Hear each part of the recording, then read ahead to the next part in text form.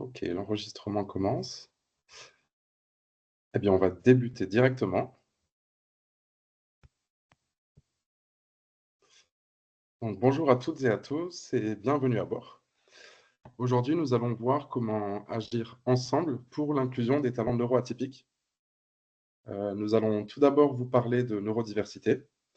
Ensuite, on va vous présenter AspiJob avec un focus sur une action d'innovation. On vous dévoilera notre nouvelle offre. Et puis, en deuxième partie, on va terminer par un superbe témoignage d'inclusion d'un duo manager-salarié accompagné par AspiJob. On aura un temps dédié aux questions-réponses à la fin de notre présentation, puis à la fin du témoignage. Donc, on vous invite à noter les questions dans le chat. On répondra au maximum de questions à ces moments-là. Donc, moi, je suis Benjamin Dufez.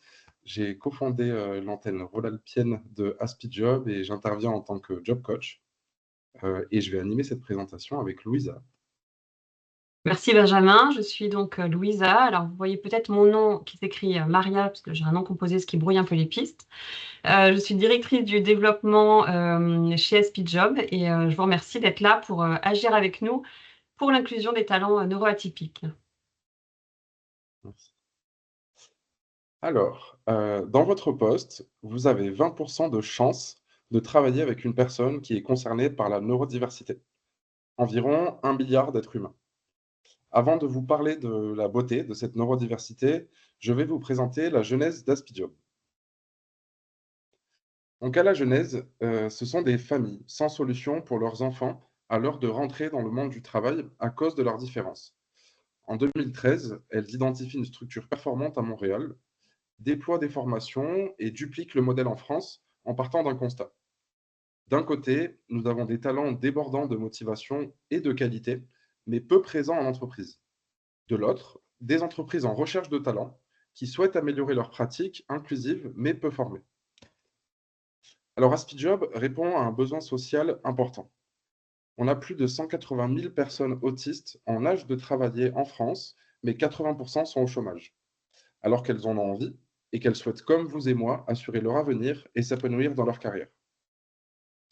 On est face à des services publics qui sont saturés et peu formés, même si le sujet est plus investi depuis 2-3 ans.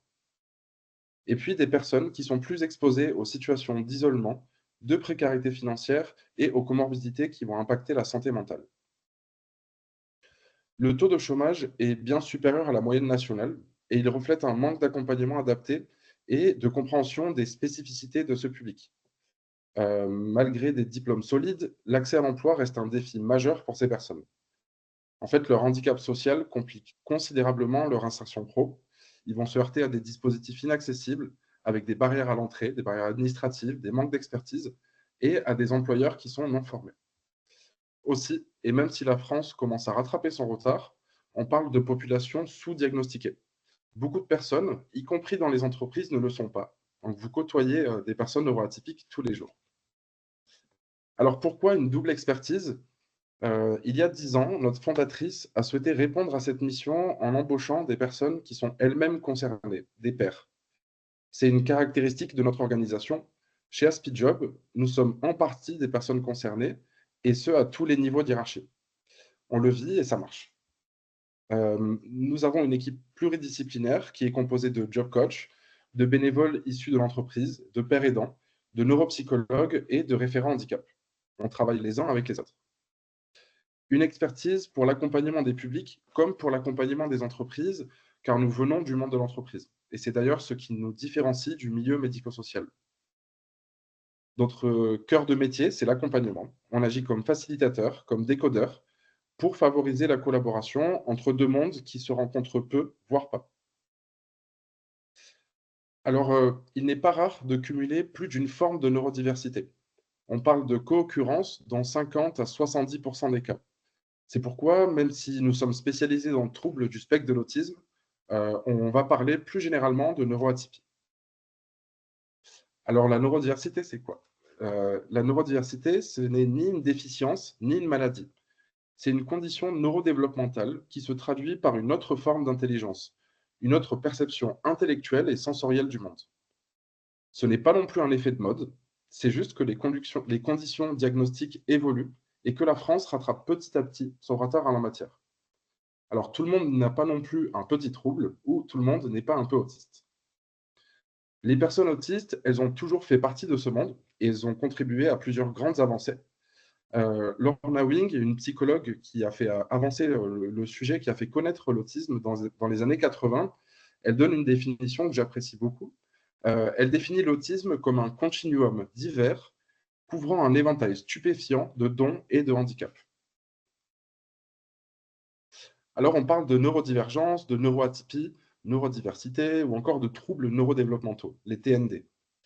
Les TND, ils désignent des fonctionnements cérébraux différents. Ils ne sont pas liés à une déficience, mais simplement à une autre façon de penser, d'interagir, d'apprendre, de vivre ses émotions. Et comme 80% des handicaps, c'est un handicap qui est dit invisible. Ce sont des différences qui sont innées et qui peuvent être diagnostiquées pendant la petite enfance. Quand on parle de neurodiversité, on va se référer aux différences neurologiques qui composent le genre humain.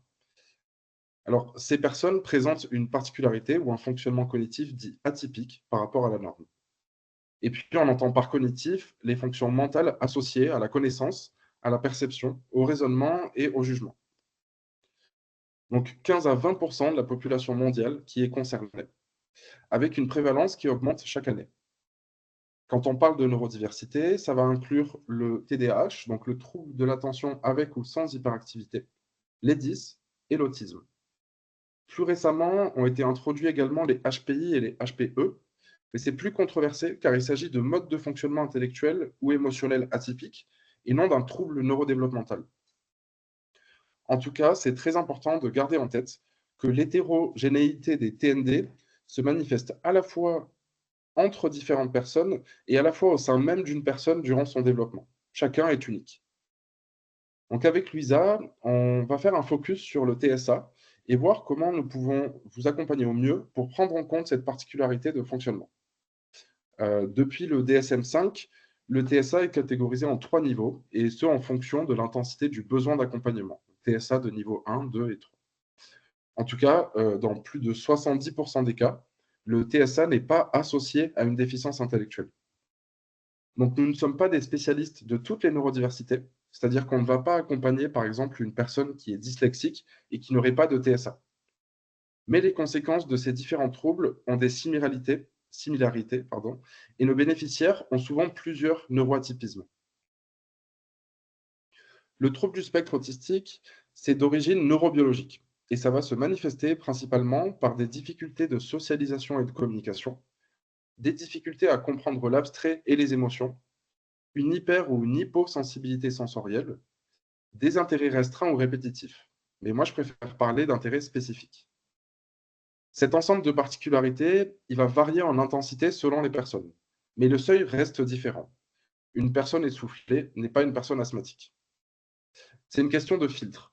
Peu de filtres pour recevoir et traiter les informations et peu de filtres pour les donner. Dans le TSA, on parle souvent de cerveau manuel. L'information est traitée principalement à travers l'intellectualisation, ce qui peut causer une grande fatigabilité pour les personnes. Alors, selon les dernières recherches, ce qui caractérise principalement l'autisme, c'est le traitement de l'information sans biais social. Donc, les personnes avec un TSA vont souvent faire preuve d'une transparence importante. Et cette hyper-honnêteté peut être un avantage comme un handicap social dans la vie de tous les jours, mais aussi dans la vie professionnelle. Assez logiquement, l'entretien d'embauche ne réussit que très peu aux personnes autistes, car il est orienté principalement sur les qualités sociales et la capacité à se vendre, à se mettre en avant. Le TDAH, lui, donc avec ou sans hyperactivité, va impacter plutôt la régulation de l'attention, des émotions, de la concentration et peut provoquer une sensation d'ennui. Le TDAH peut aussi se traduire par une hyperfocalisation. On va également parler d'impulsivité mentale et d'hyperactivité, qu'elle soit cérébrale ou physique. Les 10 vont être caractérisés par des troubles de l'apprentissage dans certains domaines, comme la lecture, la coordination des gestes, le numérique, l'écriture, l'orthographe. Donc, on a parlé également de HPI et de HPE. Donc, le HPI peut être diagnostiqué sur la base d'un test de QI. Il faut avoir minimum 130 en moyenne de QI pour diagnostiquer HPI. Et comme pour la déficience intellectuelle, le TSA peut être associé à un haut potentiel intellectuel, mais ce n'est pas systématique. Alors, en résumé, la neurodiversité, elle est liée à un câblage différent du cerveau, des synapses qui communiquent différemment et qui font que certaines zones du cerveau sont sous-connectées ou surconnectées. On en revient à cet éventail stupéfiant de dons et de handicaps. Et notre rôle, c'est de faire en sorte que l'environnement soit propice à une expression positive de cette différence, qu'elle soit considérée comme une force avant tout. Pour réussir un parcours d'études ou un parcours professionnel, les personnes développent de grandes compétences pour mettre en place des stratégies de camouflage ou d'adaptation. Et la conséquence directe, c'est la fatigabilité. Donc notre accompagnement, il est là notamment pour prévenir des risques de surmenage qui sont plus présents chez ces personnes. Alors je vais passer la parole à Louisa qui va donner quelques exemples d'impact sur l'emploi. Merci Benjamin. Effectivement, on va aller à la rencontre de salariés, de collectifs de travail, de managers. Alors, je vois juste dans le chat qu'il y a quelqu'un qui a des problèmes d'écho. Normalement, tous les micros sont éteints, mais je vais vérifier, pardon.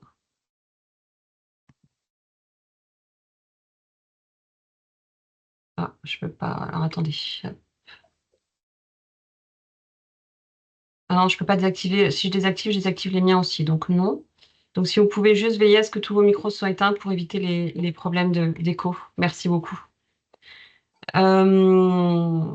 Donc, pardon, oui, je reprends. Donc, on va aller à la rencontre de salariés, de collectifs de travail, d'employeurs. Et on va d'abord aller à la rencontre de Florence. Florence, elle est chargée de recrutement et elle vient de recevoir Alain lors d'un entretien d'embauche qui s'est bien passé. Alain, c'est un candidat qui est très compétent techniquement, mais elle est mal à l'aise après cet entretien. Il y a quelque chose qui l'a gênée. Alors, il y a plusieurs choses qui l'ont gêné, même en fait. La première chose déjà, c'est que Alain était très fuyant du regard. Il la regarde jamais franchement dans les yeux et Benjamin, je veux bien que tu passes la slide. Il la regarde, merci. Il la regarde jamais vraiment dans les yeux et donc pour elle, ça traduit une forme de dissimulation. Il aurait peut-être quelque chose à cacher ou alors il est complètement indifférent à ce qu'elle raconte.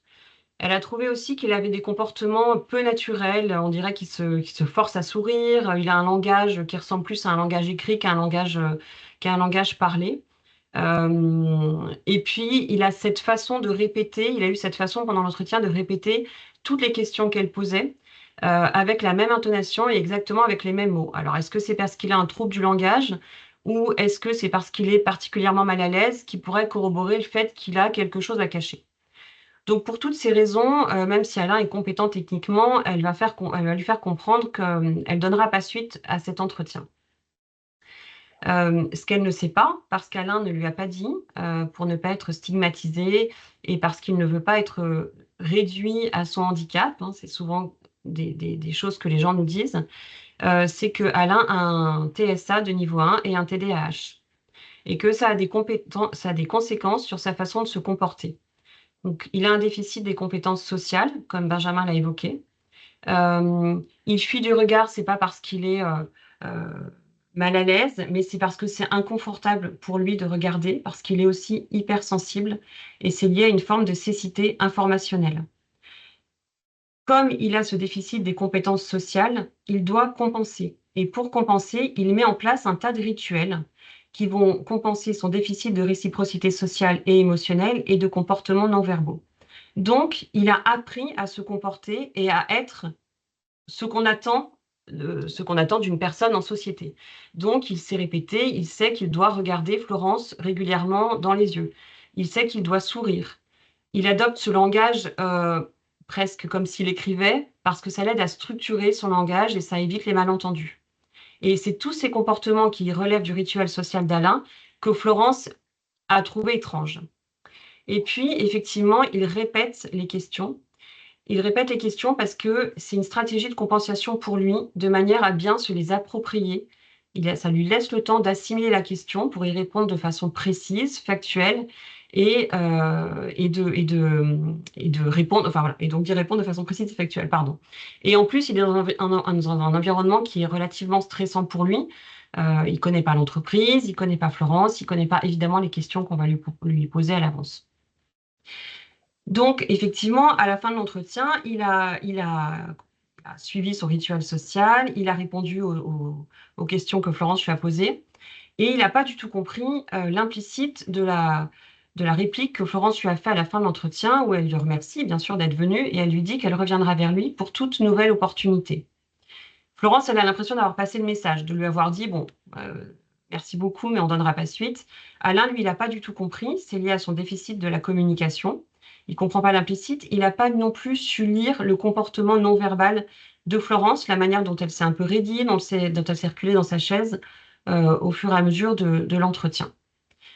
Donc, il est content. Il est content de son entretien, il est content et il est même confiant sur la suite des opérations.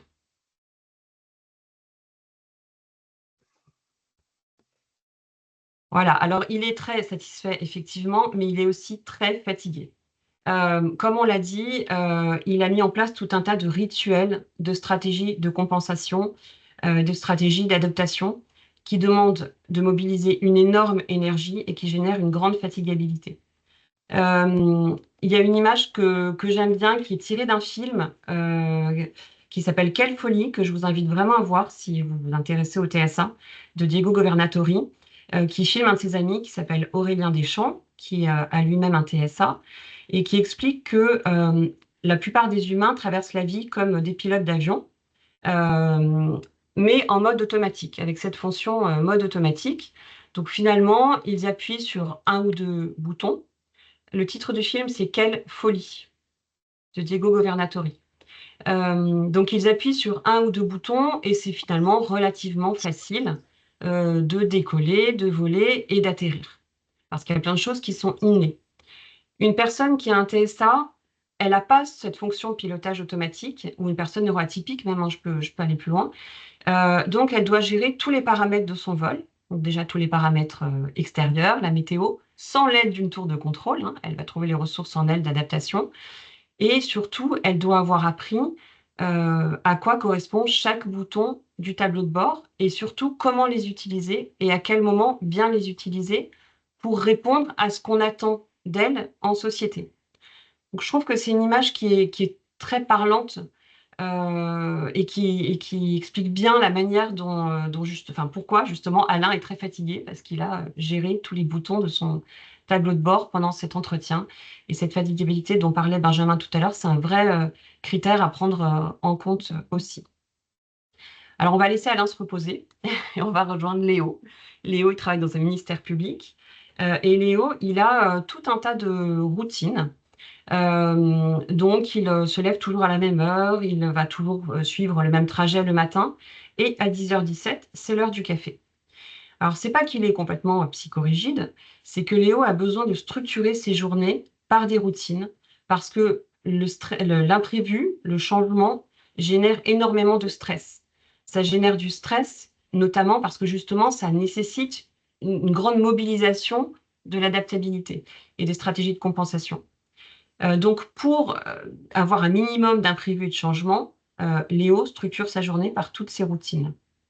Et son manager, Noémie, sait bien que effectivement, ça va être problématique cette réunion d'urgence qui arrive parce qu'elle sait bien que Léo a du mal avec les imprévus et le changement.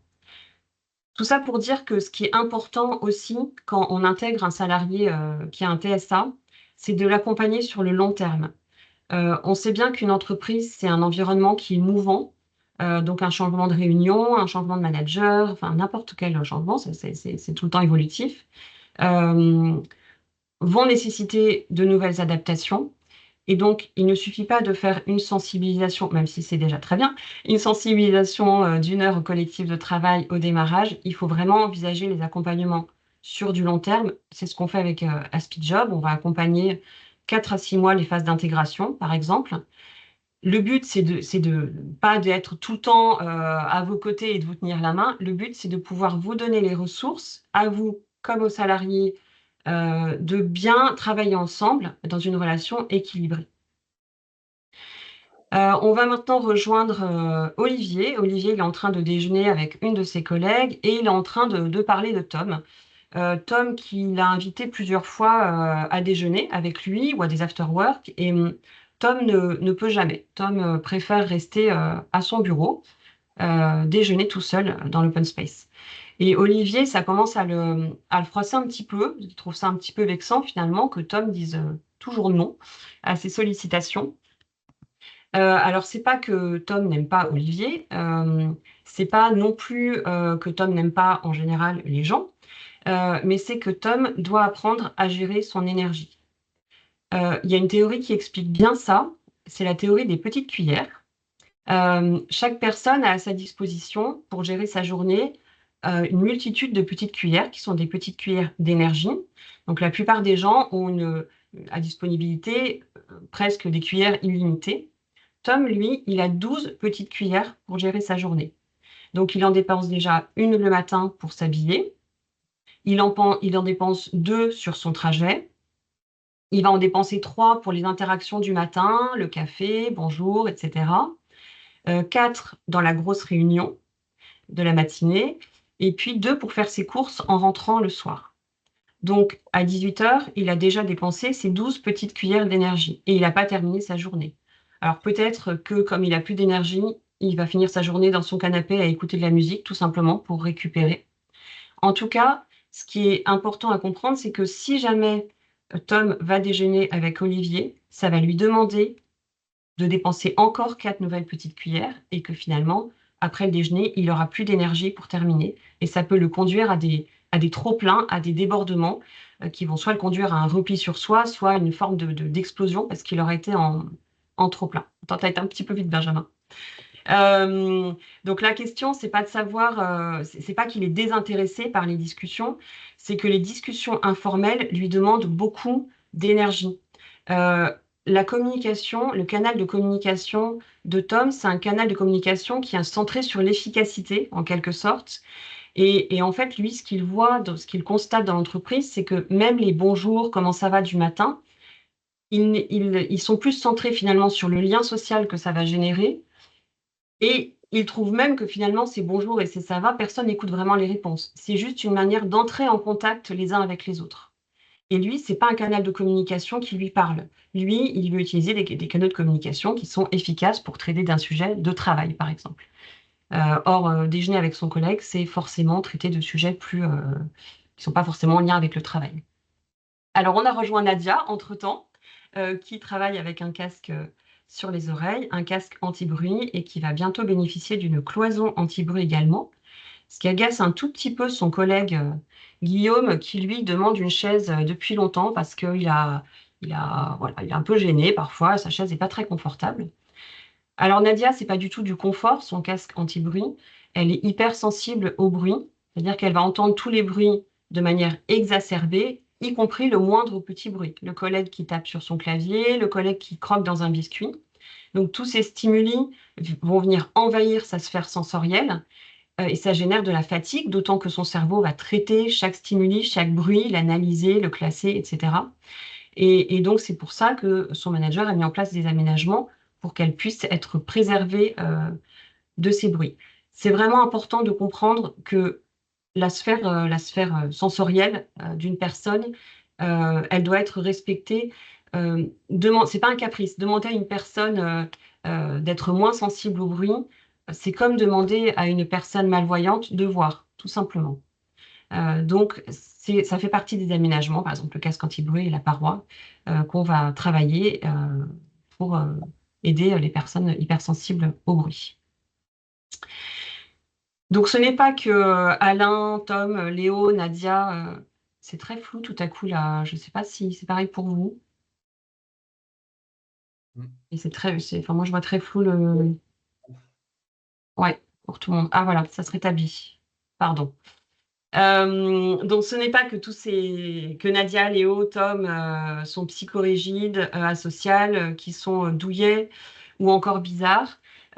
C'est juste qu'ils évoluent dans un monde, c'est comme s'il devait analyser tout le temps les codes d'une nouvelle culture. Comme j'aime les images, comme vous l'aurez compris, c'est comme si on devait rentrer un rond dans un carré. Ou alors qu'on était conditionné pour fonctionner sur Windows et qu'on fonctionnait finalement tout le temps sous Mac. Mais je vois les commentaires, normalement ça s'est rétabli, là ça devrait être moins flou. Voilà, merci. Donc du coup, pour compenser le décodage et le fonctionnement de cette nouvelle culture, il faut en permanence s'adapter, il faut en permanence composer avec l'autre et compenser. Mais ce n'est pas non plus parce que les managers sont mal intentionnés ou le collectif de travail est mal intentionné ou pas sympa. C'est que souvent, l'entreprise, le collectif de travail et les managers ne sont pas assez formés et informés pour accompagner dans leurs équipes des personnes neuroatypiques.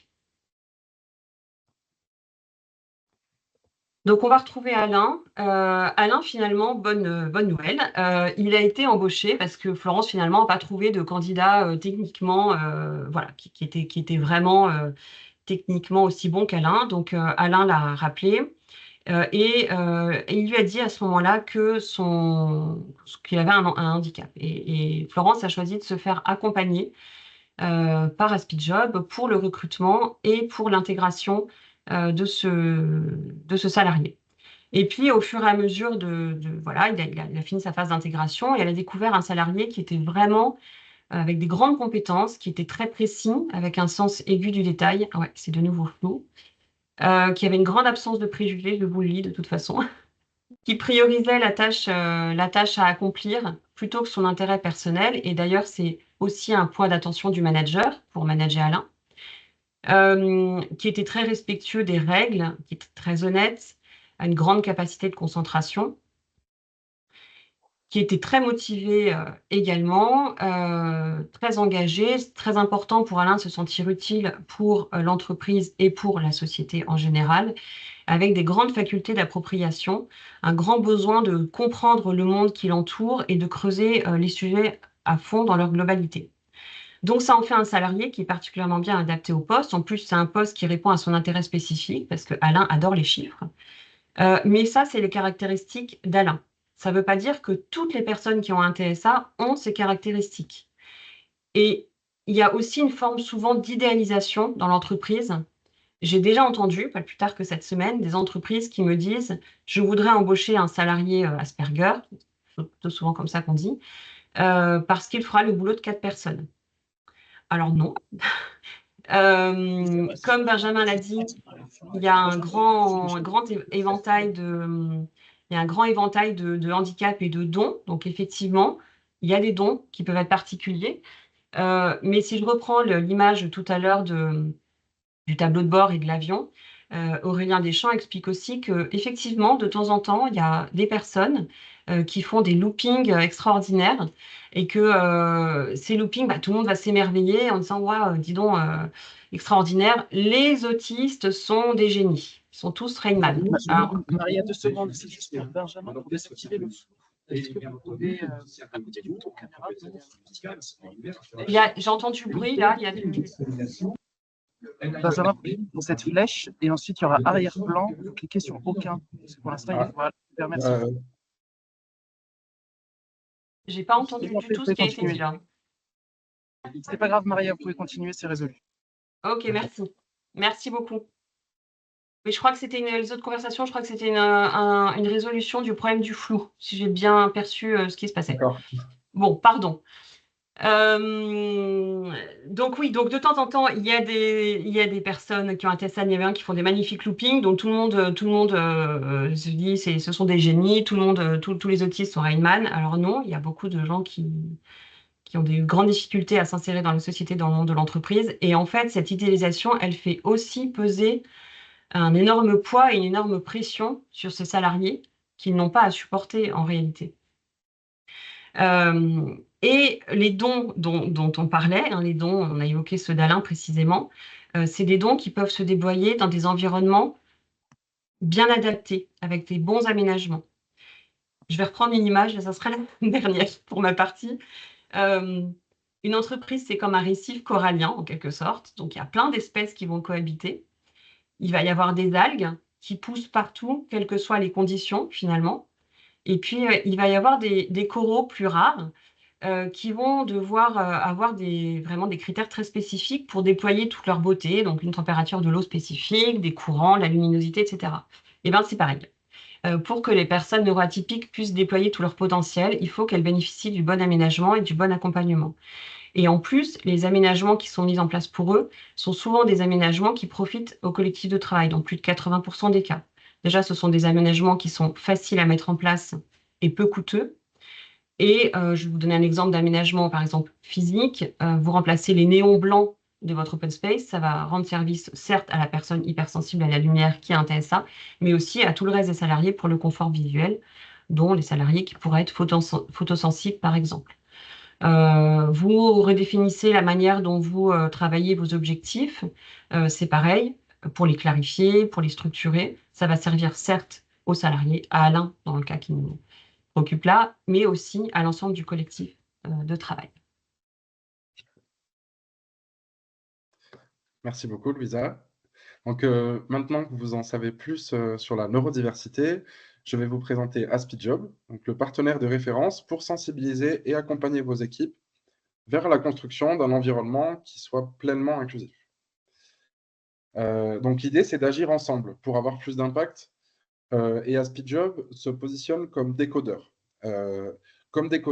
Et vous accompagne à la fois pour bien recruter et sécuriser vos embauches, pour prévenir les risques psychosociaux, pour créer ces fameuses conditions de travail inclusives, pour accompagner les pratiques managériales, mais aussi pour valoriser sa politique RSE afin d'attirer et de fidéliser encore plus de talents. Alors, selon l'INSEE, le MEDEF et PageGroup, on a 72% des salariés qui jugent la qualité de vie au travail prioritaire dans leur choix professionnel. On a 64% des demandeurs d'emploi qui accordent de l'importance aux aménagements RSE lorsqu'ils postulent. On a 81% des employés des entreprises engagées dans une politique RSE qui adhèrent davantage aux valeurs de leur entreprise contre 58% pour les autres. Alors, avec Aspijob, on a voulu créer un double impact vertueux.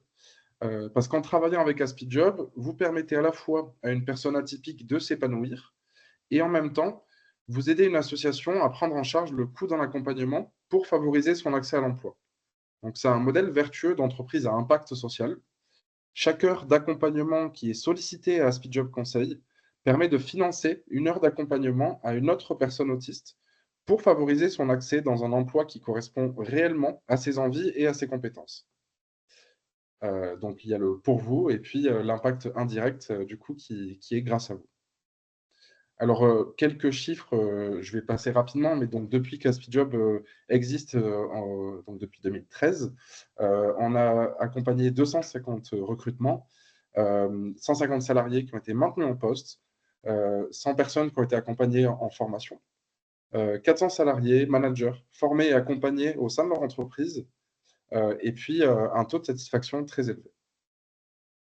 Alors, quelques exemples de partenaires publics, des partenaires de l'accompagnement vers l'emploi qui font appel à nous pour notre expertise. Et on est également référencé sur la plateforme Emploi Accompagné dans le 69. Quelques exemples de partenaires privés qui on a accompagné. Donc, maintenant, on va commencer notre voyage vers les îles de la neurodiversité. Alors, on a pensé une offre qui améliore pour tous. C'est une offre qui n'est pas stigmatisante et qui permet d'améliorer la qualité de vie au travail au global. Une offre qui permet d'agir à la fois auprès de votre mission handicap et votre service santé au travail, de vos équipes RH et recrutement, des managers et collectifs de travail, des salariés qui sont concernés directement, mais aussi des salariés proches aidants. Cette offre, elle est là pour agir à travers différents leviers, donc comme la sensibilisation, l'accompagnement, la mise à disposition d'un espace d'échange confidentiel, la rencontre et puis des actions innovantes. Alors, je vais faire un petit focus sur une action innovante qui s'appelle le Bootcamp des talents atypiques. Donc, depuis 3 ans, et grâce au soutien de l'AGFIP, de la Fondation ADECO et de la Fondation EY, nous avons associé 13 entreprises, 20 managers RH et 20 talents atypiques en recherche d'emploi pour co-construire une expérimentation, donc le Bootcamp des talents atypiques. à travers cette expérimentation, on est allé au plus près des freins et des leviers de chacun pour bien comprendre les besoins et proposer une offre qui soit encore plus adaptée.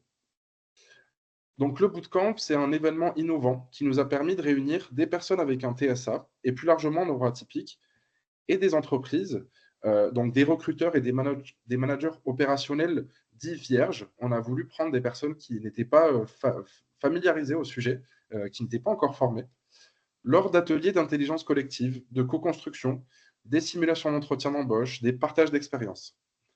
Ça a été 2 journées immersives pour une montée en compétences collective et collaborative pour qu'il y ait une amélioration commune sur le parcours de recrutement et de onboarding. C'est une sensibilisation par la mise en situation à la rencontre de l'autre pour comprendre ses codes, ses besoins, ses forces et découvrir comment une équipe mixte, donc neurotypique, neuroatypique, va décupler les compétences de chacun. Donc ce bootcamp, on l'a structuré autour d'un voyage qui traverse des archipels et des îles qui correspondent à des étapes qui sont clés au niveau du recrutement, du onboarding et de la sécurisation d'un poste. À chaque île, on a précisé des tâches qui sont conjointes et qui sont proposées pour que chacun en fait, vienne faire un pas vers l'autre. Donc, on a réalisé plusieurs vidéos témoignages de participants et un superbe clip. Donc, vous trouverez le lien de la page YouTube à la fin de la présentation. Et puis, s'il nous reste un peu de temps, on visionnera ensemble un témoignage de manager. Suite à une première étude d'impact au niveau de cet événement, on a eu 95% des participants qui ont estimé que les échanges du bootcamp ont été très qualitatifs et trouvent que l'événement a été très satisfaisant. 70% des talents atypiques ont trouvé un emploi suite à la participation au bootcamp. Alors, en partant de cette belle expérimentation, on a construit notre nouvelle offre, un voyage pour agir ensemble et se préparer à traverser les îles et les archipels de la diversité. Donc, je passe la parole à Louisa qui va vous présenter plus en détail les offres qui constituent ce voyage. Alors, j'espère que vous êtes prêts à embarquer avec nous sur les archipels de la neurodiversité. On a... Merci pour tous ces petits pouces levés. Donc, on a effectivement... Attends, je veux bien que tu passes la suivante, Benjamin, s'il te plaît. Merci. On a une offre qui s'adapte à vos besoins de formation et d'accompagnement. Et donc, vous pouvez choisir la durée du voyage que vous allez faire avec nous. Soit ça va être une escale, donc un webinaire, une sensibilisation. Ça peut être une escapade, une formation courte de 2 à 4 heures. Ça peut être un séjour pour des formations supérieures à une demi-journée. Et ça peut être aussi carrément l'immersion pour des formats comme le bootcamp ou des ateliers immersifs. Donc, il y a 4 formats de voyage possibles avec AspiJob. Et donc, dans ce voyage, nous allons aller visiter des îles. Et la première île que nous pouvons visiter, c'est la première archipel, c'est l'archipel de la neurodiversité, avec l'île de la découverte. Donc l'île de la découverte, c'est une présentation des troubles neurodéveloppementaux, enfin de la neurodiversité en particulier, avec des actions de communication et de documentation. On a mis en place des petites vidéos aussi très très courtes qui vont un petit peu comme ce que je vous ai présenté, qui font appel à des situations en entreprise pour interpeller les salariés et qui peuvent servir aussi, par exemple, vous organisez un webinaire qui peuvent servir à teaser un peu l'information, puisqu'à la fin, on va mettre la vidéo, puis on va poser des questions qui vont interpeller et qui seront débattues après pendant le webinaire. On est aussi sur l'île de la démystification, pour démystifier les préjugés et les stéréotypes. Et puis, plus spécifiquement, des actions qui sont liées à la neurodiversité en milieu professionnel, avec les atouts et les impacts de la neurodiversité au travail. Ensuite, on arrive sur l'archipel du recrutement avec l'île de besoin. Alors, je ne vais pas tout vous relire. Il y avait une question sur la diffusion du PowerPoint. Alors, il faut que je voie avec l'URRH parce que je ne sais pas, nous, on n'a pas directement vos coordonnées. Et si on les a, on pourra vous envoyer le PowerPoint, bien sûr. Donc, par exemple, rédiger une offre d'emploi accessible aux troubles neurodéveloppementaux, ajuster les missions, l'environnement. Ensuite, on a l'île de la stratégie.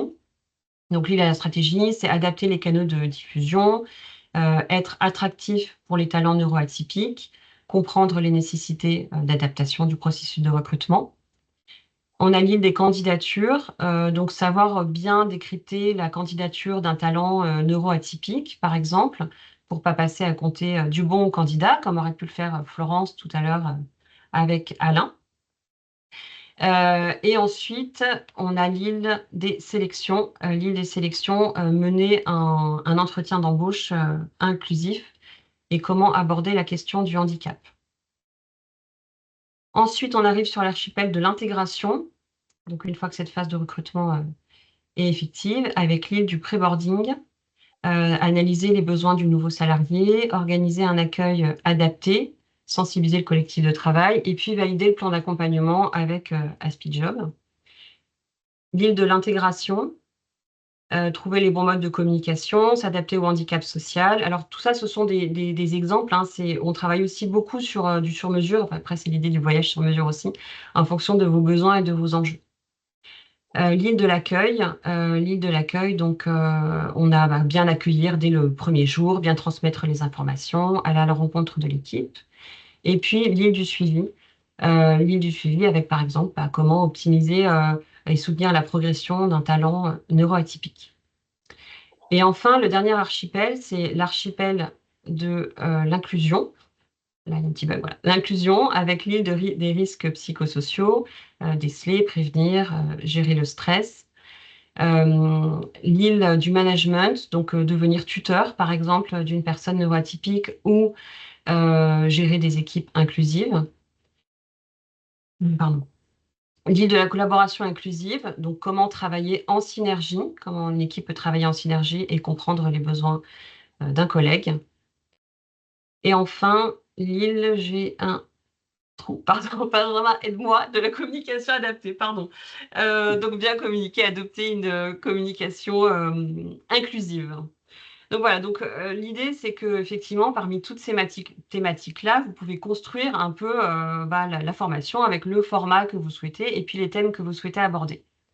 Et puis pour avancer vers ces îles, c'est très imagé, on a les offres Alizé, qui sont les vents réguliers qui vont vous accompagner vers ces îles avec des coachings plus sur du long terme, des coachings collectifs, des briefings réguliers pour évaluer la dynamique d'une équipe, par exemple, ajuster les pratiques. On peut aussi intervenir pour de la médiation, pour apaiser les difficultés relationnelles. On peut aussi mettre à disposition un espace père aidance. Donc ça, c'est quelque chose qu'on est en train de développer sur 2025. Donc l'idée, c'est de pouvoir mettre à disposition un espace de parole neutre et externe à l'entreprise, parce qu'on sait bien que c'est difficile pour des salariés d'aller parler à leur service RH ou même à leur mission handicap. Pour libérer la parole. Donc ça peut être pour des proches aidants, ça peut être pour des personnes concernées, diagnostiquées ou pas, pour des managers. L'idée de la paire aidance, c'est de pouvoir favoriser des liens et des échanges entre deux personnes qui vivent des situations similaires. Donc un père aidant qui est plus avancé sur son chemin de vie et un père aidé qui va bénéficier finalement du savoir expérientiel du père aidant. Et puis enfin, on a du coaching aussi individuel avec des séances régulières de suivi, que ce soit pour le salarié concerné ou pour le manager. Et tout à l'heure, je parlais avec l'exemple d'Alain de tout ce qui est phase d'intégration. Donc sur les archipels, on aborde un tas de thèmes. Ce sont des thèmes qui sont abordés sur des phases d'intégration quand on accompagne sur des durées de 4 à 6 mois l'intégration d'un salarié. Et on peut aussi faire du sourcing si vous avez besoin. Voilà, donc la question maintenant, c'est de savoir quelle île vous allez visiter et inclure dans votre voyage sur mesure avec AspiJob. Alors, dernière petite chose aussi qui peut être... Il y a souvent les salariés sont demandeurs d'actions concrètes pour participer à la politique RSE de leurs entreprises. Donc, vous pouvez aussi embarquer vos collaborateurs différemment. Par exemple, en leur proposant du parrainage métier, c'est-à-dire que les gens qu'on accompagne, ils vont être accompagnés par un job coach, mais on les met aussi en lien avec des parrains métiers qui vont plus les accompagner sur l'expertise. Et c'est aussi très important pour nos job coachs parce que ça leur permet de se tenir aussi tout à fait au courant de l'actualité des différents métiers. Vous pouvez aussi nous accompagner sur du mécénat de compétences, sur des missions ponctuelles.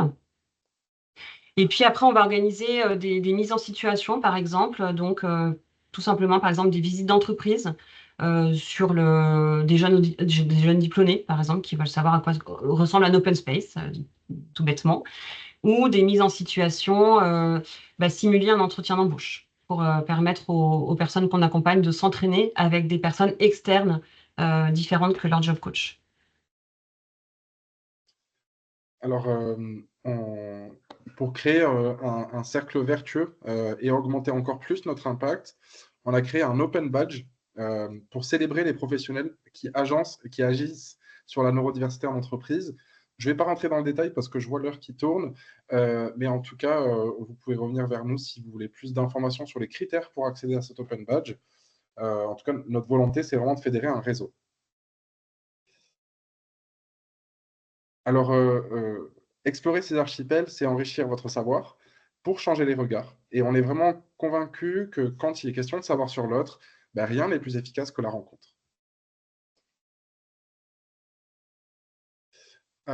Afin de terminer notre présentation, Louisa va vous faire une petite présentation du coup d'un film. Ouais, alors on est partenaire du film Différentes. Différentes, c'est un film qui va sortir le 11 juin 2025 et qui est un film qui est tiré d'une bande dessinée de Julie Daché, alors que peut-être certains ont déjà lu, et sinon je vous invite à la lire, qui s'appelle La différence invisible. Et c'est l'histoire d'une jeune femme qui a un TSA de niveau 1 et donc on la voit dans l'univers professionnel et puis dans sa vie même plus globalement. Donc Aspijob est partenaire de ce film et donc il y a deux façons, si vous êtes intéressé, il y a deux façons de le faire visionner à vos collaborateurs. Il y a une offre qui s'appelle l'offre partenaire. Alors là, l'entreprise ou l'employeur achète un pack de 500 à 1000 places à un tarif préférentiel pour les offrir, enfin, ces places seront offertes à des jeunes pour les sensibiliser à l'autisme. Et en achetant ce pack, vous devenez partenaire également du film. Donc, vous pouvez avoir de la visibilité, votre logo, par exemple, sur des communications autour du film. Et puis, plus vous achetez de places, plus vous pouvez avoir accès à des avantages. Mais ça, il faudra voir directement avec l'équipe de diffusion du film. Et puis surtout, devenir partenaire, ça vous permet d'avoir une projection gratuite du film pour vos collaborateurs. Et on peut organiser donc un ciné-débat, projection du film et débat animé par Aspijob en lien avec toutes les problématiques et toutes les questions qui sont abordées dans le film. Donc ça, c'est la partie offre partenaire. Si vous voulez pas être partenaire de la sensibilisation de l'autisme auprès des jeunes, vous pouvez tout simplement envisager une sensibilisation qui passe par la diffusion des films. Donc là, ça passe par l'achat de places pour vos collaborateurs à un tarif préférentiel, sous la forme aussi du coup d'un ciné-débat avec diffusion du film et débat sensibilisation animé par Aspijob. Des avant-premières sont possibles. Alors le timing est assez serré, mais des avant-premières sont possibles avant le 11 juin 2025. Et puis bon, après, de toute façon, ça pourra s'internaliser dans vos entreprises. Et normalement, l'idée, c'est qu'à chaque projection, il y ait effectivement la sensibilisation pour pouvoir débriefer du film avec Aspijob et une personne du film également. Voilà, donc si vous souhaitez en savoir plus, vous allez avoir nos coordonnées à la fin du diapo. Vous pouvez nous envoyer des mails, voilà, tout simplement. Voilà, et voilà. Vous avez nos liens LinkedIn, le site internet et la chaîne YouTube où il y a les vidéos du bootcamp. Et n'hésitez pas à nous envoyer des mails si vous voulez en savoir plus sur le film ou toute autre chose d'ailleurs. Alors, on va peut-être remonter un peu le fil des questions. Oui, on va passer un petit temps de questions-réponses et en même temps, on va accueillir du coup 2 personnes qui vont faire le témoignage. Normalement, Ils sont arrivés, je vais regarder. Je te laisse regarder les premières questions. Oui, allez, je prends les questions. Donc, je remonte un peu le fil. Je vais essayer de répondre au plus grand nombre. Ah, les QR codes ne fonctionnent pas. Alors, normalement, je les ai testés ce matin, ils fonctionnaient, mais bon, bon, sinon, vous nous trouvez sur LinkedIn facilement.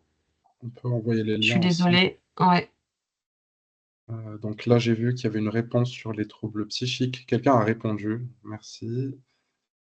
Je peux pas le dire. On est effectivement dans le cadre d'un trouble neurodéveloppemental et non un trouble psychique.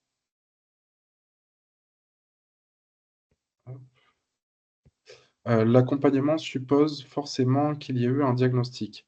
Alors, donc, on accompagne Donc, les personnes qu'on accueille et qu'on accompagne dans la recherche d'emploi, c'est le seul critère d'accès, en fait. Il faut que les personnes aient un diagnostic qui soit confirmé médicalement. Par contre, par exemple, pour l'espace d'échange qui est demandé par l'entreprise, là, on peut être face à des personnes qui n'ont pas encore de diagnostic, qui se questionnent, et ça peut faire l'objet d'échanges, du coup, en pair et danse. Donc, il y a eu une remarque sur les comorbidités. Effectivement, on peut avoir, pour les personnes avec un TND, des comorbidités. Continuer. Les contrats. Donc, il y a une question sur les contrats signés par les 70% sont de quel type? CDD? Combien de mois? CDI? Alors, je n'ai pas le détail sous les yeux, mais on est en majorité de CDI. Il y avait quelques CDD, si je me souviens bien. Et bah, tous ont survécu à la période d'essai et ont pu avoir un accompagnement avec Aspijob. Alors, pourquoi parlez-vous d'abord au TSA et ensuite vous élargissez? Donc, initialement, parce qu'on est spécialiste du TSA, donc la structure qu'on a dupliquée de Montréal est une structure qui était experte dans le domaine de l'autisme. Et comme on expliquait dans la présentation, en fait, c'est 50 à 70% de co-occurrence entre les troubles de la neurodiversité. Donc, c'est pas rare en fait qu'on accompagne des personnes qui ont un TSA, mais qui sont également concernées par des DIS, par un TDAH. Donc voilà pourquoi on élargit. Ces formations d'Aspijob s'adressent au service RH ou à l'ensemble des salariés. Peut-on imaginer des interventions? Oui, tout à fait. Donc on peut imaginer des interventions de sensibilisation aux salariés pendant la SEEPH. Si je reviens du coup à qui on s'adresse, donc il y a effectivement les services RH et Mission Handicap, mais il y a aussi directement les managers, les collectifs de travail, les personnes concernées et les proches aidants. Je crois que j'ai oublié personne dans les cibles, Luisa. Est-ce qu'on peut avoir plus d'exemples d'aménagement et d'aide pour limiter la fatigue des personnes TSA et des personnes TDAH aussi? Alors, concernant les personnes avec TSA, pour vous donner quelques exemples en plus, on va, en fait, lors de rendez-vous où on fait un accompagnement tripartite, par exemple, entre le manager et la personne, on va travailler sur des méthodes de travail, des méthodes d'organisation, de planification, et ça va être un peu l'objet là, du témoignage que vous allez avoir après. Vous allez avoir en fait des exemples concrets d'aménagement qui ont été mis en place avec l'accompagnement d'Aspijob. Donc, Aspijob est-il référencé par Cap Emploi et la GFIP? On est référencé par la GFIP. Par Cap Emploi, on n'a pas un référencement en quelque sorte officiel, mais on travaille beaucoup ensemble. On est très sollicité par les conseillers France Travail en général, mais on n'a pas encore de convention officielle, à proprement parler. Alors, autre question. Comment soutenir et aider une personne neuroatypique dans l'emploi et les échanges sans sous-estimer le mal-être des collaborateurs, SVP, c'est-à-dire ne pas tenir Pierre sans enfoncer Jacques? C'est une question très intéressante. Alors, c'est vraiment tout l'enjeu de l'accompagnement. Quand on accompagne, on l'a dit, on se positionne comme décodeur. Donc, on est à la fois auprès des besoins, des attentes de l'employeur, comme des besoins, des attentes de la personne. Donc, le tout, c'est de trouver en fait le juste milieu, mais on va pas en fait montrer du doigt un collègue parce qu'il ne s'adapte pas. On va plutôt essayer d'adapter des deux côtés. Donc, on se positionne vraiment en tant que médiateur et facilitateur. Où peut-on avoir l'information sur le badge? Vous pouvez nous envoyer un mail, nous contacter, on vous expliquera tout. Avec les salariés qui travaillent avec les personnes qui peuvent aider et sûrement plein de propositions d'Aspijob. Êtes-vous présent à Bordeaux? Alors, on n'a pas de locaux à Bordeaux, mais on peut répondre en fait à des sollicitations sur toute la France parce que nos job coachs sont mobiles. Voilà. Ah, Gabriel est arrivé, nommé comme présentateur, parfait. Xavier, peut-être pas encore. Je suis désolée parce que les QR codes, effectivement, ne fonctionnent plus. Alors, je vais vous mettre les liens, je ne sais pas pourquoi. Évidemment, marchait très bien jusque-là. Alors, et dernière question, peut-être au niveau de la... Ah, il y a Xavier qui est arrivé également. Au niveau de la prestations d'appui spécifiques, on n'est pas référencé dans ce sens-là. C'est un marché c'est des marchés qui sont régionaux et qui sont portés assez souvent par des structures du médico-social. Alors souvent, ces structures, elles font appel à nous, d'ailleurs, c'est un peu comme la même chose que pour l'emploi accompagné, pour notre expertise, finalement, un peu en sous-traitance, en quelque sorte. Oui. Alors, est-ce que Xavier... j'ai une dernière question. Disons que ça, travailler avec des personnes, il suffit de laisser parler, mettre à l'aise, répondre à la question. Complètement. Complètement, ça s'apprend, c'est pas du tout gênant et il peut y avoir des incompréhensions qui arrivent et justement, on est là pour accompagner à anticiper ces incompréhensions et à faire en sorte que, en ayant les bonnes informations, en étant sensibilisé, on peut avoir le bon regard, le poser au bon endroit.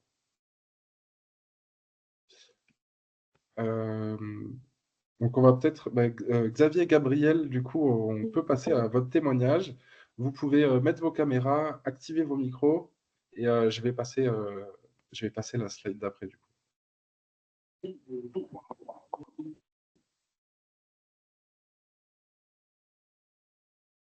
Normalement... Bonjour à tous et à Bonjour. toutes.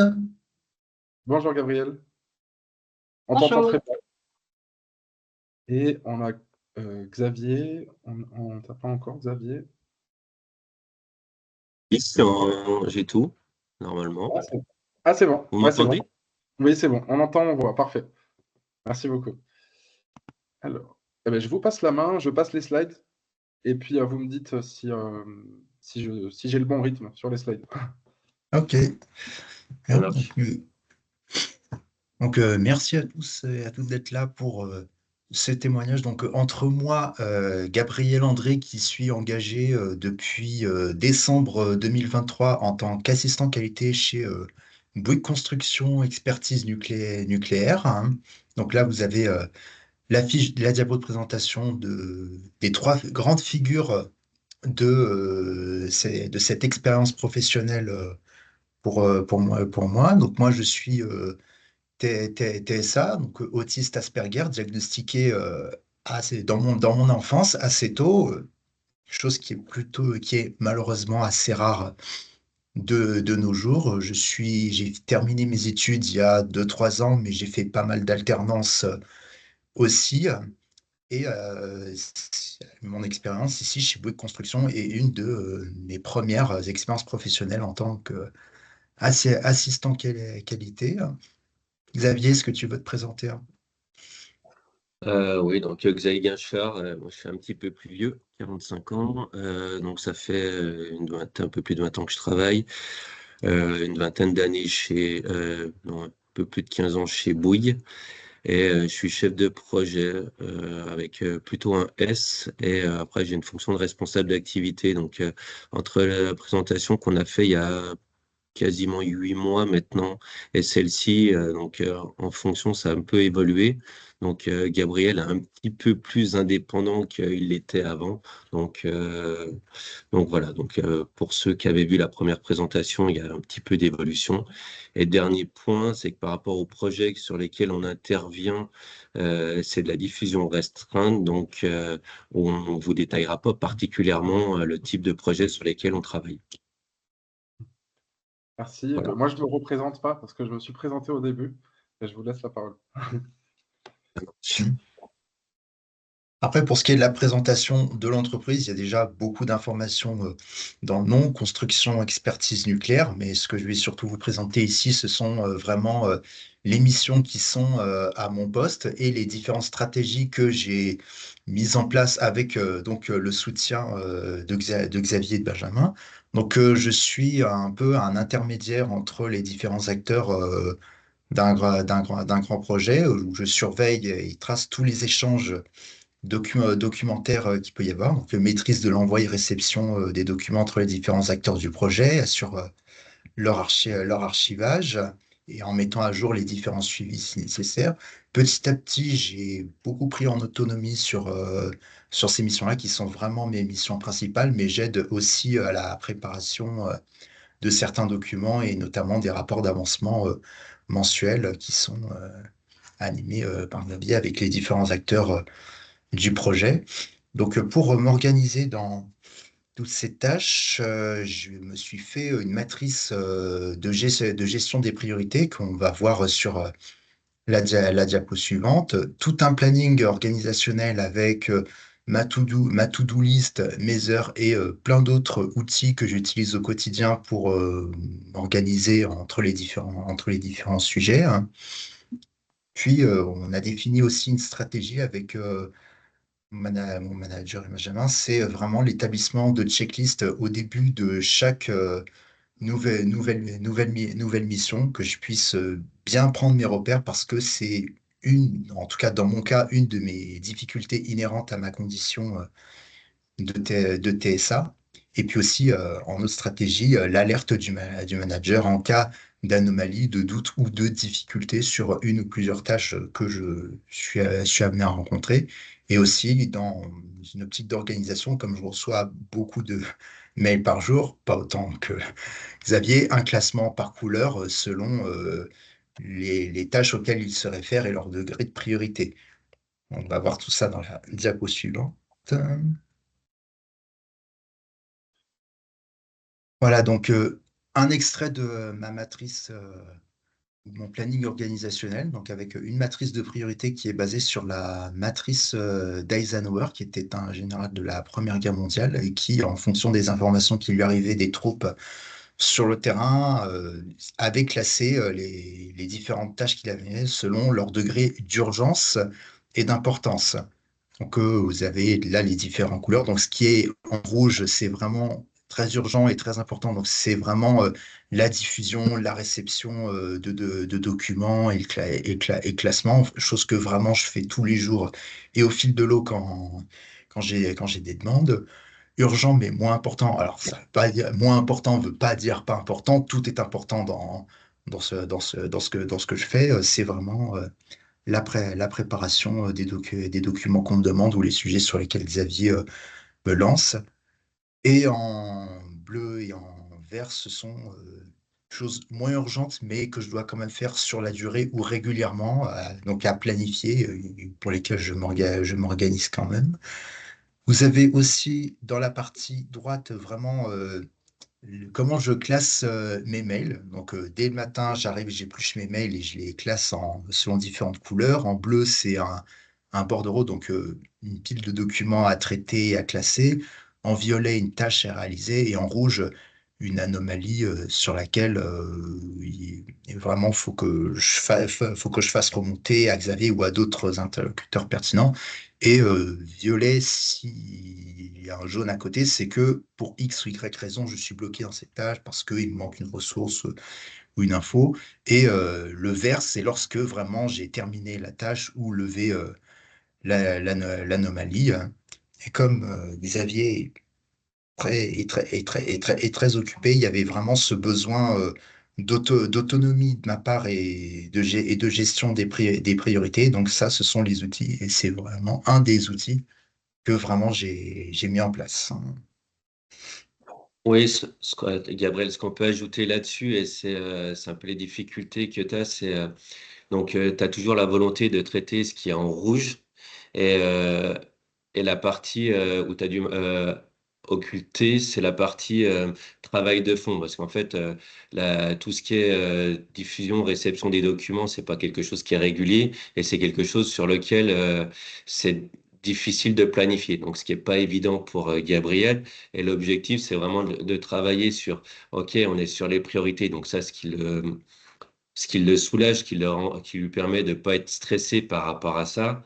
Mais après, par contre, il a fallu qu'on travaille pour dire, mais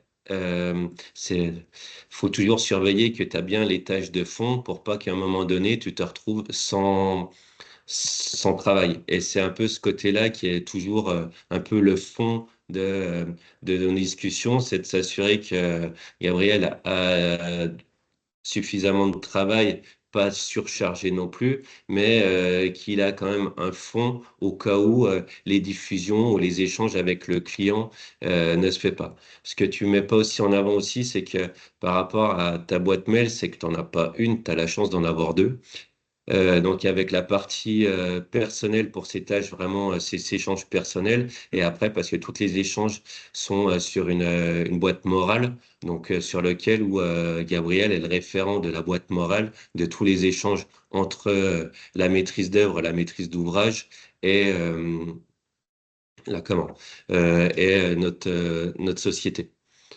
Sans parler que, au fur et à mesure, son scope s'élargit sur la partie les échanges sont de plus en plus variés parce qu'on a la partie sous-traitance, donc qui multiplie le nombre de contacts, et aussi par rapport à le fait qu'il soit plus à l'aise sur la préparation de documents, donc sur lequel il gagne en autonomie à ce niveau-là.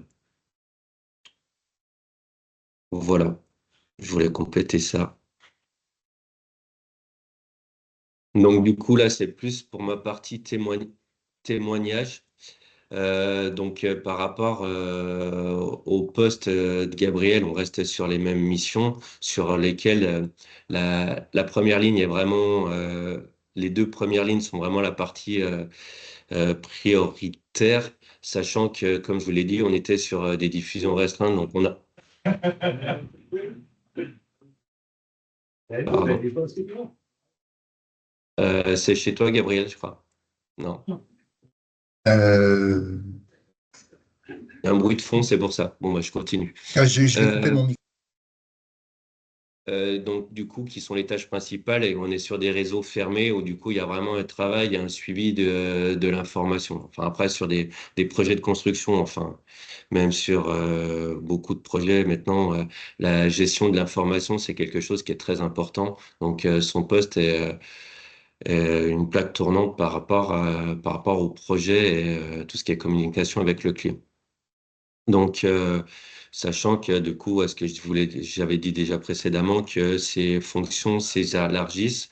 Alors, après, par rapport à ça, bon, je suis un peu mixte. Il y a toujours une façon de préparer Gabriel quand je lui donnais une nouvelle mission. Il y a le fait de lui annoncer un petit peu avant, donc ce qui le met des fois un petit peu dans l'interrogation, mais c'est simplement pour éviter les effets de surprise. Donc voilà, donc la transmission de tâches se fait avec des priorités. Ça se fait de plus en plus à distance, que je suis de plus en plus, comme vous pouvez le voir, on n'est pas dans les mêmes locaux, donc on se le fait soit par Teams, soit par téléphone. Et les périodes où je suis dans le même bureau que lui, on arrive à communiquer de façon plus simple.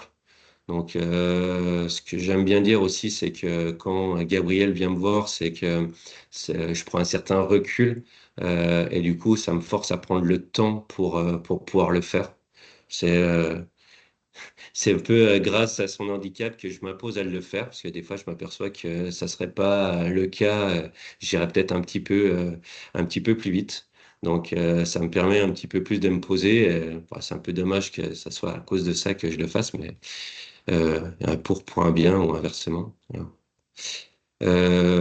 Voilà. Après les explications détaillées, donc oui, comme Gabriel a besoin de beaucoup de faire ses step by step, de faire ses checklists. Donc au début, il voulait qu'on les produise ensemble, donc on l'avait fait de façon assez détaillée. Et de plus en plus, le but c'est que lui il fasse sa checklist et à la rigueur, il l'adapte au fur et à mesure de son besoin. Mais c'est quelque chose qui s'est vraiment approprié.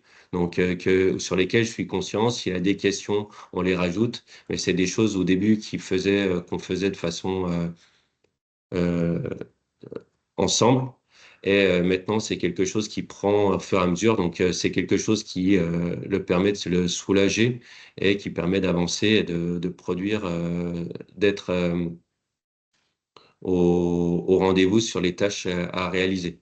C'est presque un avantage par rapport à un manager parce que du coup, c'est un peu lui qui rédige au fur et à mesure sa lettre de mission, quoi.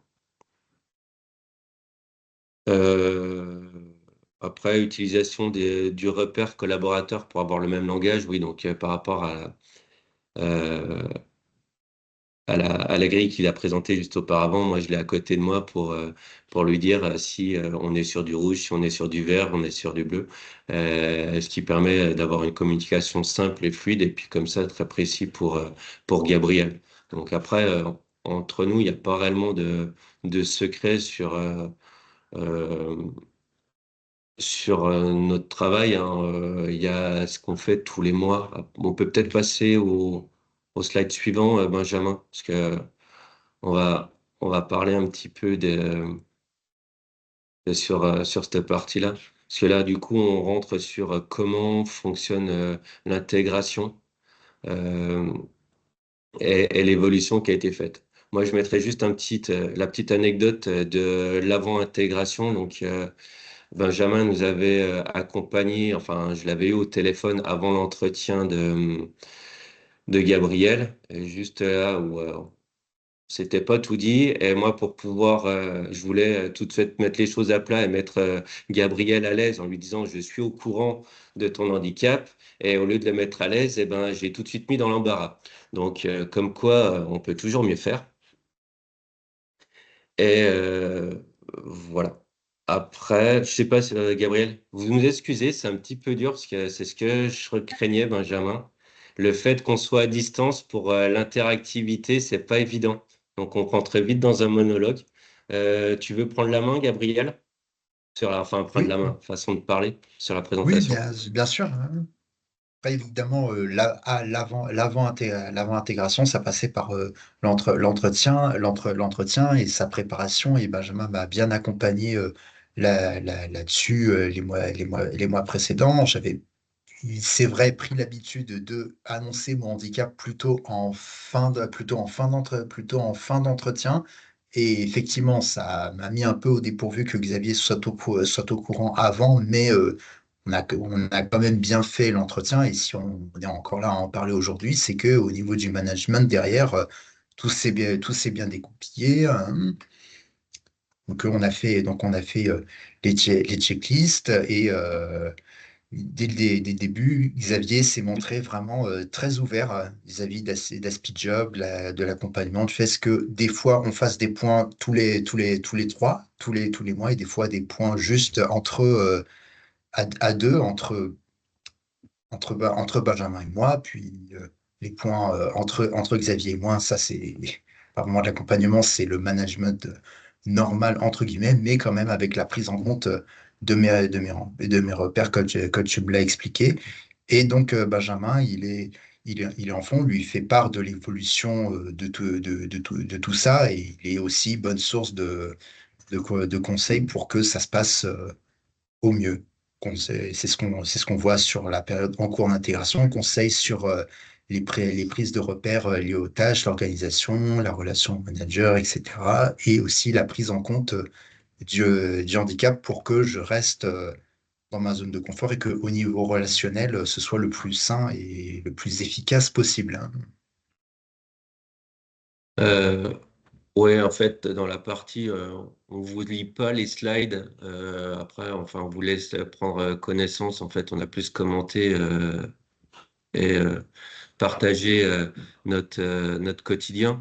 La partie vraiment intéressante sur l'intégration, enfin, après l'intégration par rapport au suivi de la speed job, c'est par rapport au manque de repères de Gabriel avec potentiellement des fois l'équilibre vie perso, vie pro.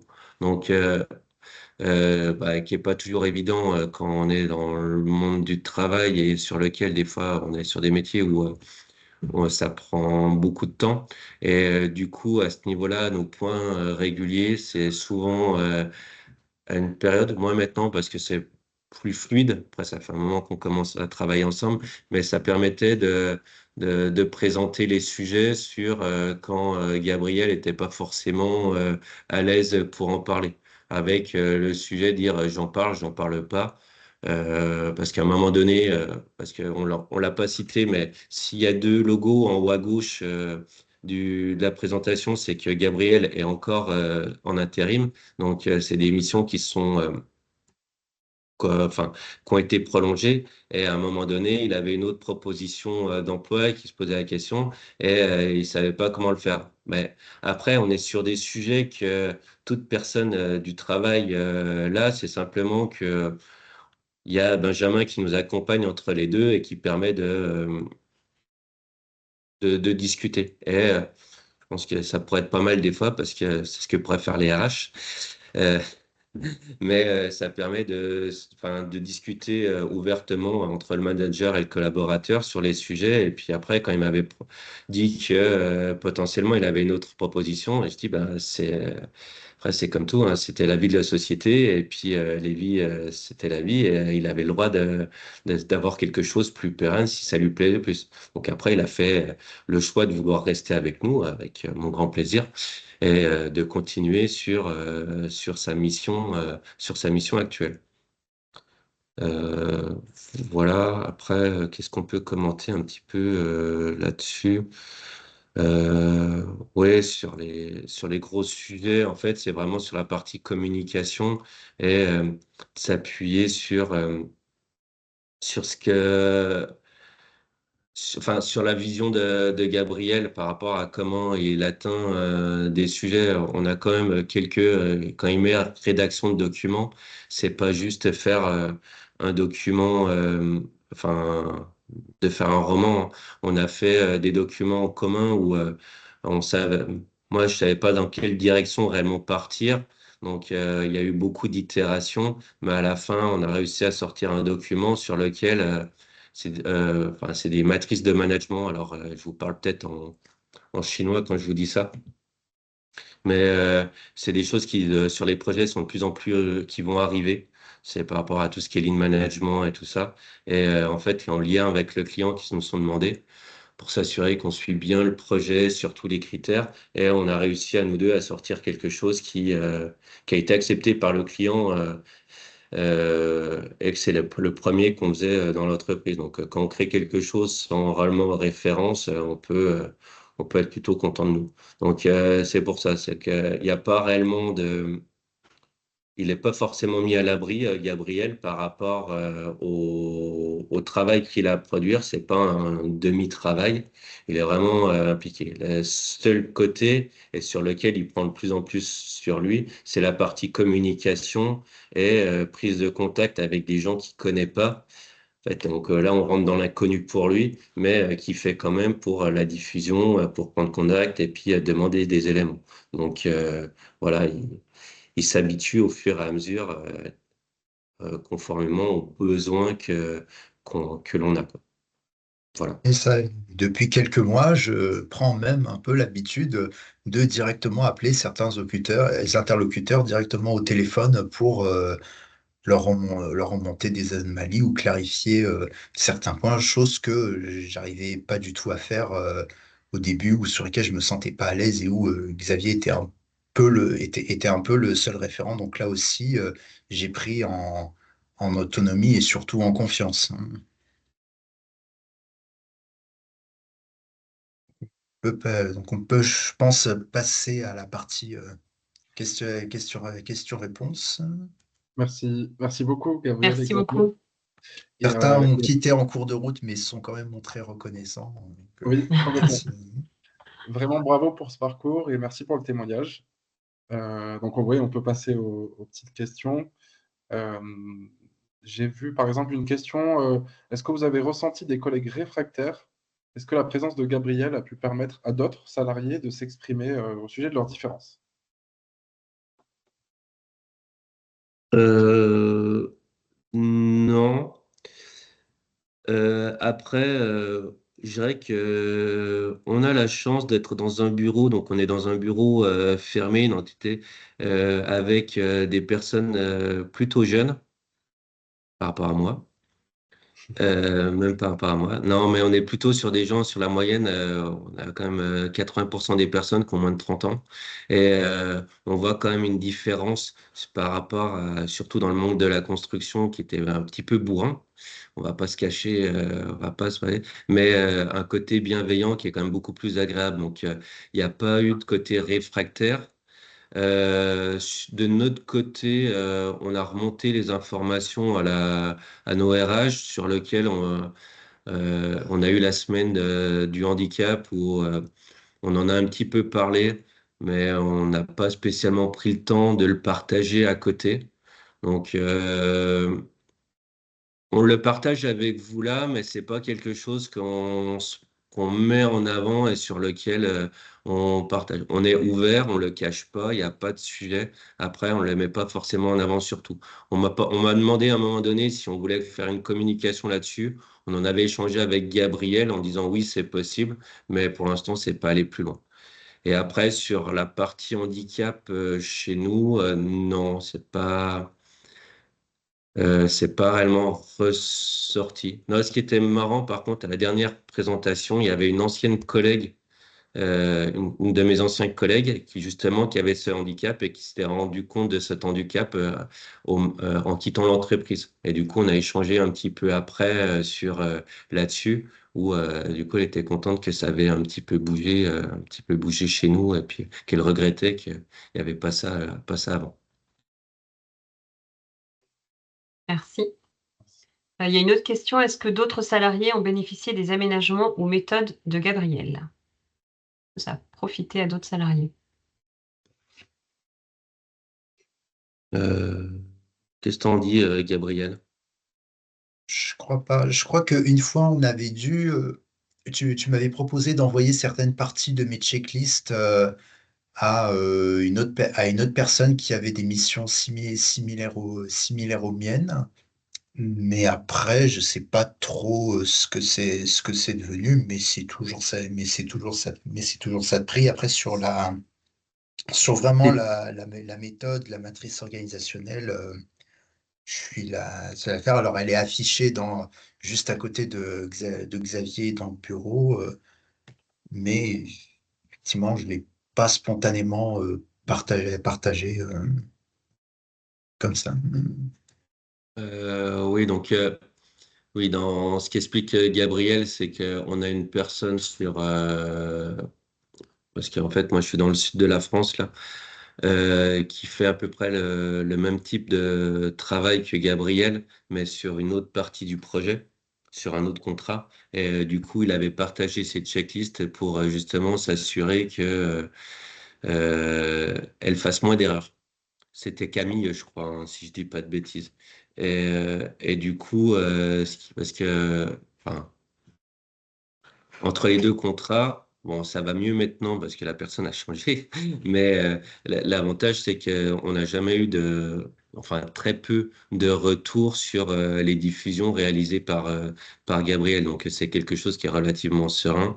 Et son principe de diffusion, ce qu'il y a avec, fonctionne. Et voilà, mais c'est quelque chose un petit peu un travail, ouais, c'est un travail d'équipe parce qu'il y avait des éléments sur lesquels on lui a transmis comment il devait faire et après c'est lui qui a su s'adapter pour pouvoir le faire correctement. Donc voilà. Merci. On va prendre peut-être je sais pas quelle ouais, toute dernière question. L'intégration avec les autres membres de l'équipe de l'entreprise, est-ce que des actions particulières ont été mises en place? Comment ça s'est passé? Ça, Tu peux là, j'ai pas entendu le début. Pour l'intégration avec les autres membres de l'entreprise. Ah, bah là, comme je l'ai dit, non, au niveau alors on est sur un site où on est environ 80 personnes. Donc, on est dans un bureau, on est une dizaine, où on est vraiment, quand je dis on a un bureau fermé, c'est un badge supplémentaire pour rentrer, donc on est vraiment dans un cocon. Donc, les personnes à ce niveau-là qui travaillent directement avec Gabriel étaient au courant et il n'y a pas réellement eu de sujet. Pour le reste, Gabriel, il s'est intégré petit à petit. Après, il participe euh, aux événements d'entreprise. Du coup, il a fait deux repas de Noël. Le premier, il venait juste d'arriver. Bon, voilà, c'était sur un bateau mouche qui bougeait pas. C'est pour ça, c'était un peu bizarre. Mais sinon, il participe et il est bien intégré dans l'équipe. il va au badminton avec une partie d'équipe une fois par semaine. En fait, c'est lui aussi qui sait jouer entre ce qu'il a envie et puis sur la distance quand il a envie d'être tout seul ou par rapport à ça, c'est lui qui le gère, mais pas plus, pas moins qu'une personne sans ce type d'handicap. Merci pour le retour. Merci beaucoup. Bah, en fait, Ouais. le gros point, et puis ce que je voudrais, moi, c'est par rapport aux équipes. Et quand je disais la bienveillance, c'est plutôt les gens qui sont autour de lui, qui n'ont pas fait de différence et puis qui font la part des choses. Mais lui, de la même façon, de l'autre côté. Donc, c'est pour ça que ça se passe bien. Et c'est plus les gens autour de lui qui doivent remercier que moi sur son intégration. Et pour le badminton, c'est quand même pas rien, puisque de base, je suis pas du tout une personne sportive. Et puis, l'émission, c'est du documentaire, donc c'est principalement du travail de bureau. Donc, on me propose, donc que je me joigne un peu à cette équipe de badminton, ça m'a aussi un peu bougé. Ça me fait un peu bouger de ma chaise et c'est pas un mal. Donc,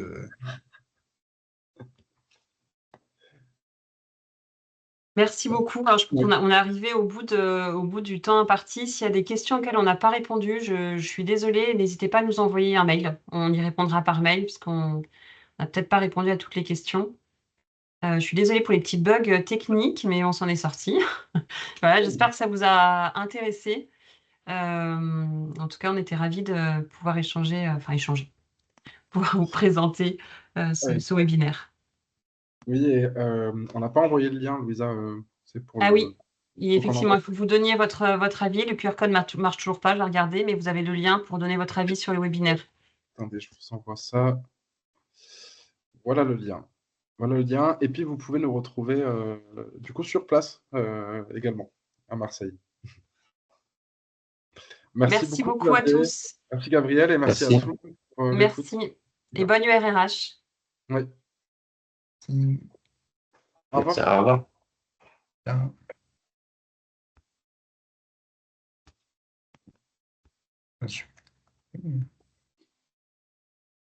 Ah, les remerciements, les appréciations, témoignages sont nombreux. Merci à vous de nous avoir écoutés aussi. Oui, il y a eu plein de beaux messages. Ça fait plaisir. Merci encore, Gabriel, et bonne journée à tout le monde. Merci, bonne journée à tous, au revoir.